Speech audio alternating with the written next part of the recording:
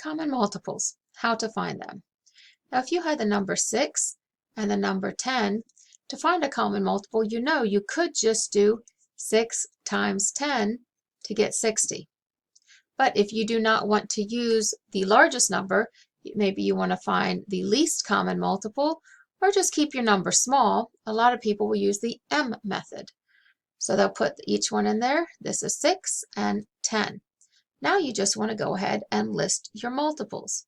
So the first one could be 6 times 1 is 6. 6 times 2 is 12. 6 times 3 is 18. 6 times 4 is 24. 6 times 5 is 30. But we do know that 10 goes into 30. So we're going to come over on the other side and do 10 times 2 is 20. Times 3 is 30. So here we have our common multiples without going as high as the 60.